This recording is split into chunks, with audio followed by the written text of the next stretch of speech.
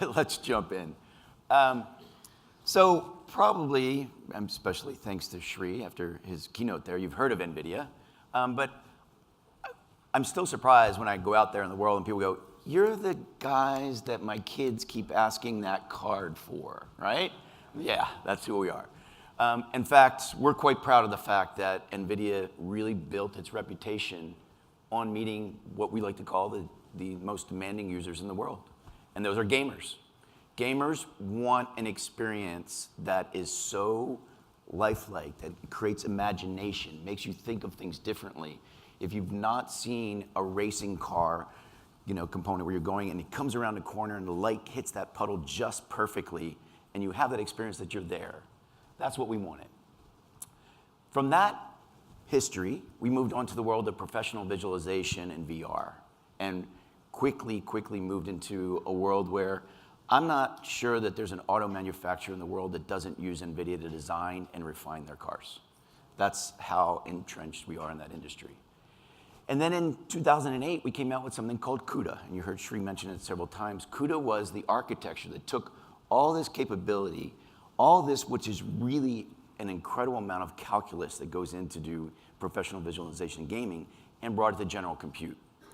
And that's really where the beginning of the change came, right? Where NVIDIA had moved into high performance computing. We moved into AI, and then, lo and behold, in 2012, the world started rethinking how we looked at deep learning, AI. We started getting faster and faster processors. We do work in autonomous driving vehicles, but only to understand how to do it correctly to help our customers. That's our focus. So if I can, I'm gonna take a few minutes here and kind of walk you through how we got here. For most of us looking out here, our careers have benefited from one of the most amazing technology trends that we've ever seen, and that's Moore's Law. We've been seeing gains year after year. We were getting 50%.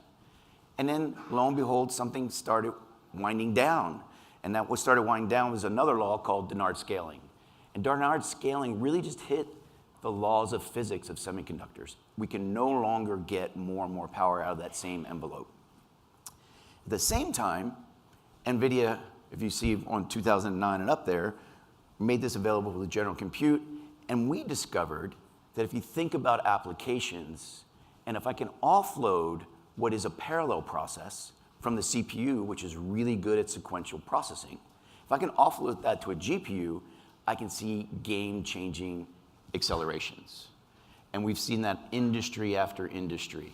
We go out and figure out what are the applications, how can we go about it. And then in 2012, when Alex Kruszewski decided to use GPUs and deep learning to explore how to do algorithms, how to compete in ImageNet with AlexNet, it really started changing everything. Because now we could have algorithms that could go and solve problems and not just specific applications, right? We didn't need to just go to Adobe and say, let's accelerate your apps. We didn't need to go to Esri and say, let's accelerate your apps. We were able to leverage technology that was been around for a while, was just looking for a boom and a performance gain. So when you see these performance gains, it really, really opens up. And I think Sri was laying that out this morning. When you can take the great access they've done in driverless AI and you give it this processing power, it's a game changer. It will continue to accelerate. And let me give you just a few points here so you can kind of see how this worked out. As you see the adoption of GPUs, we're also seeing the adoption of attendees at our conference. GTC is our conference. We'll be having one in May. The nice folks from H2O join us every time, and we have a great booth, and there's a lot of activity. We do them around the world.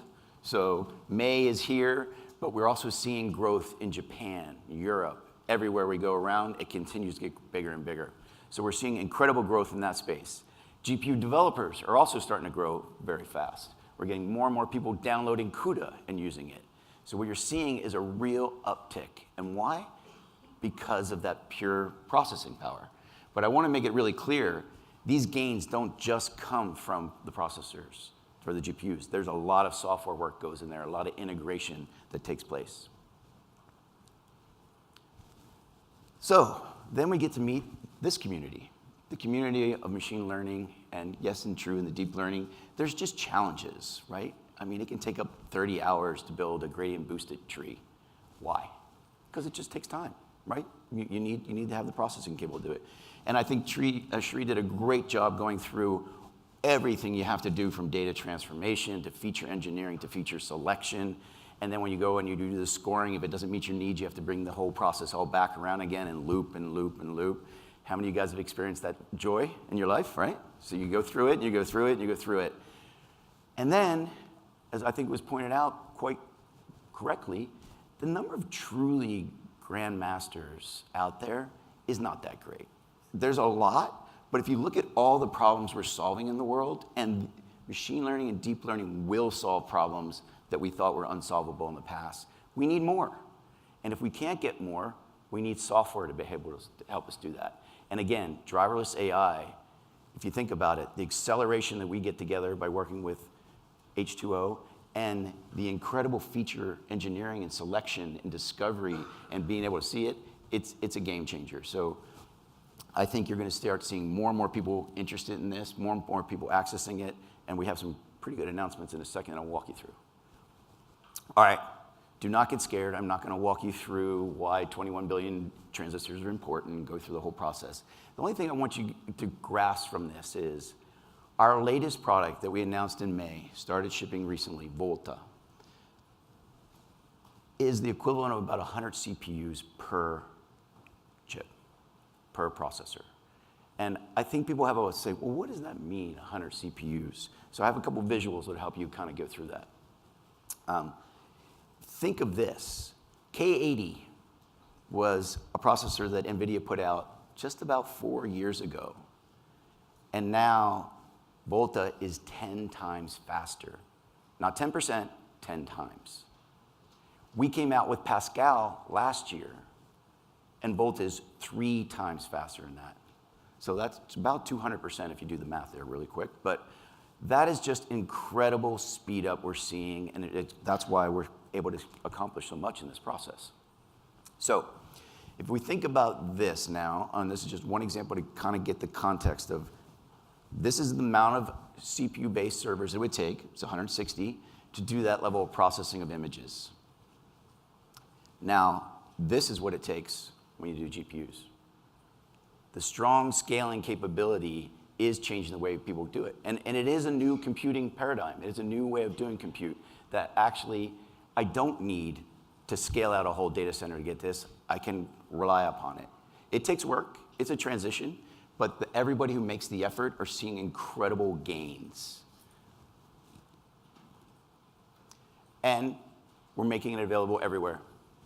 I ship a supercomputer product, you've heard that, and I'll show you a picture of that in a second. But we work with everyone. Every OEM manufacturer, every leading cloud provider, it has incorporated GPUs and is incorporating VOLTA, and we're rolling this out together. So here's the products that I personally am responsible for every day. You look at the DGX in the center. Again, I want to remind you that 100 CPUs to GPU ratio, that's the equivalent of 800 CPUs. If you think about that, that is a row of servers, right? You have to think about that. And then next to it is station, whisper quiet, water-cooled workstation. Sits next to a lot of the engineers' desk at NVIDIA, and this is what is the equivalent of 400 CPUs. So in one box that way, going from there. But again, where have we put a lot of our effort? People were really surprised when I tell them this, is in the software aspects of the infrastructure software and combining all the deep learning libraries, all the CUDA components, all the CUDA drivers. And we've seen great success, and I'm going to give you this scenario because I think this is something that's going to happen with H2O as well, working with all the leading providers of the different frameworks. So we ship TensorFlow, Caffe2, PyTorch, going from there, where we pre-integrate these, bring them all together, and people can get started like that. Install a machine, pull down the algorithms, and you go from there. And we make that available in our NVIDIA GPU cloud. And it's free of charge, which most people also find very interesting. But our view, like Shri's view, is we need to democratize this. We need to get it out there. We need to put these in the hands. And if you really, really want to go through a real fun example, it only takes about 380 pages of documentation to pull down TensorFlow from GitHub and all the different components of CUDA and the cuDNN and integrate it. We have engineers that can do it in days. I've seen people take weeks, but if you've never worked in it, it's likely to never happen for you because there are at least 6 different errors that come up along the way for some reason, and people tend to stop at those. But if you keep pushing through and you know how to work through it, you can actually do it. Well, our view is we should have a group do that and not everybody do that. We should have people work on the software that then can be shared out to the community so things can be done. It's really easy to sign up. Go to Amazon. A lot of people we announced it's available on there as well. Pull the container and away you go. So I'm going to show you just one little view and great why I think there's something is exciting here. Now, in cooperation and partnership with H2O and NVIDIA, we're making the H2O container available to all our customers. In fact, I know a customer that installed the DGX last week, a large healthcare company, installed it, and the first thing they asked the partner to do was download the container of H2O driverless AI so they could start experimenting with it and going through the process. Up and running in less than 2 hours.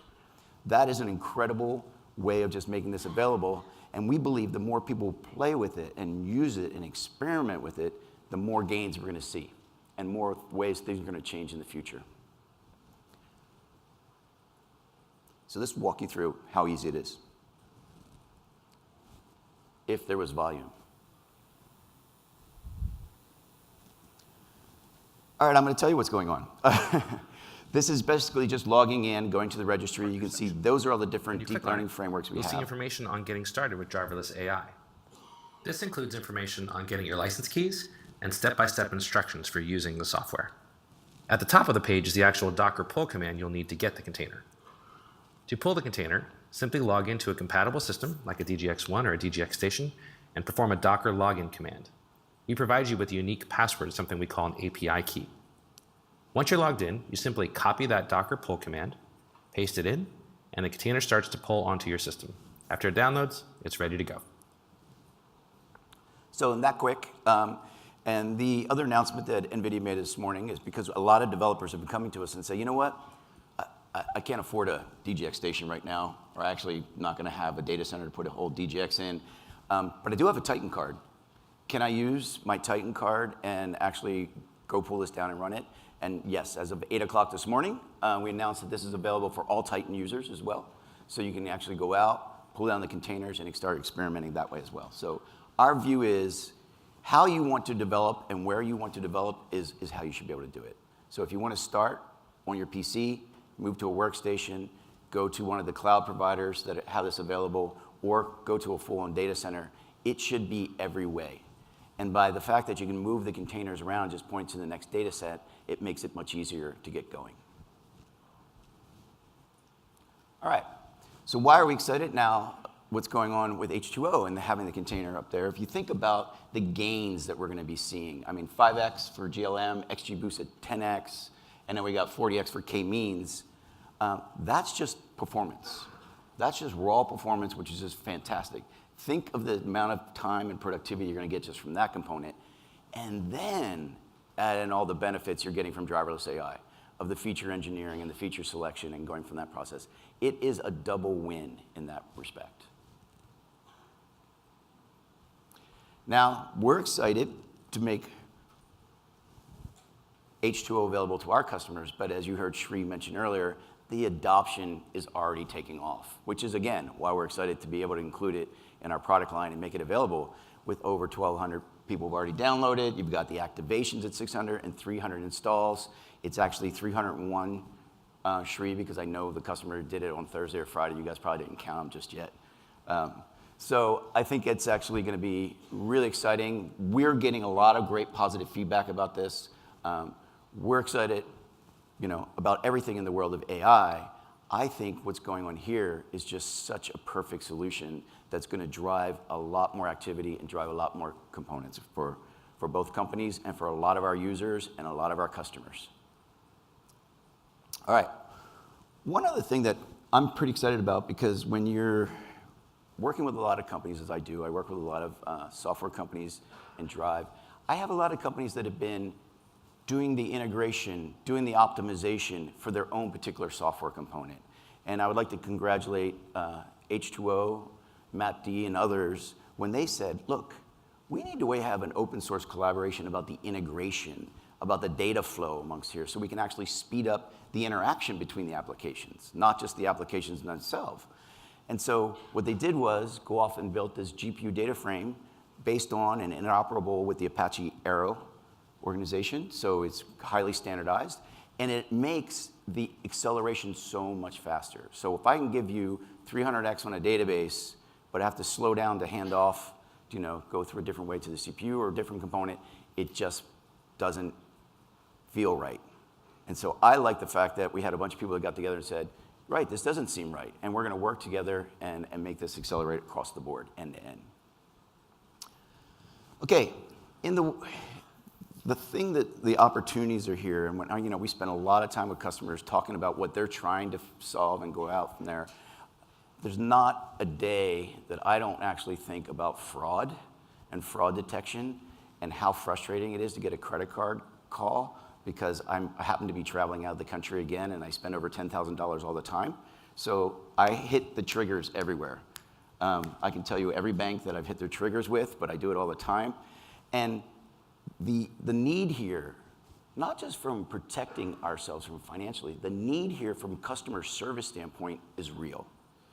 The world is different, people travel more, we're hitting these triggers all the time, but I need to be able to pull out my credit card and use it. It's really embarrassing to be at dinner and told it's denied, and then you have to go through the whole process and go from there. It's happened 3 times in the last 2 months, I'll tell you that. So don't take my word for it. PayPal has a great session later today. I would suggest you go there, see what's being done in this space. It's really exciting. In healthcare, we're seeing a lot going on in just organ detection. Can we actually predict where the problems will be? Patient management, how are we going to check people in and go through that whole process, also really great. And in telco, the ability to really remove a lot of the pain and the suffering that goes into trying to calculate where the problem is and really shorten that time, lets them know whether they need to send a truck out or whether it's something that's being fixed in the data center. Where is the true problem? Where is the real component? So you could pick an industry and we could probably come up with, in a brainstorming session, another solution. In fact, mostly when I go out, I talk to people about everything from self-driving cars to healthcare to whatever, because it always inspires another idea. People can think through, okay, that's not my industry, but yeah, what they're doing makes tons of sense. I can totally understand what they're doing.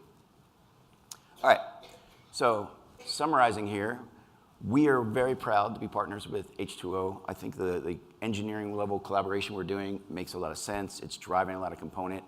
I'm actually very proud that H2O started the community around Go AI with some other people, and we were happy to support them through that process, and we think it's great. We're doing a lot of great business together. I have a marketing team that has joint marketing sales campaigns going on. You guys probably heard that they raised a lot of money. Congratulations to those out there in H2O. That's helpful. It gives that security to a lot of the big companies like, hey, yeah, this is going to be a great activity. We're happy to be part of that round and supporting H2O.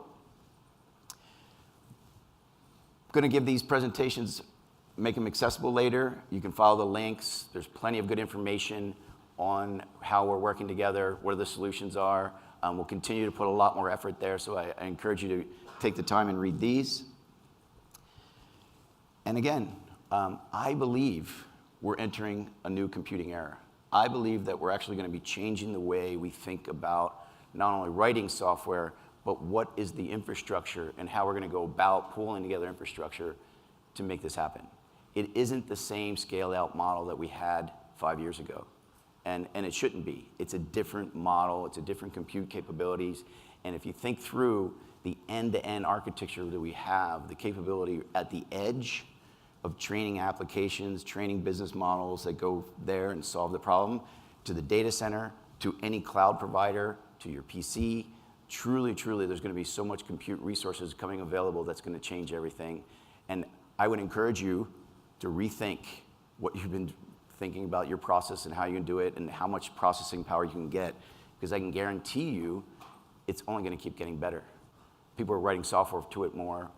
The enhancements are coming. The availability is everywhere. And we're proud to be here with H2O and helping them and helping us and helping the community take advantage of this. So with that, I'd like to thank you very much.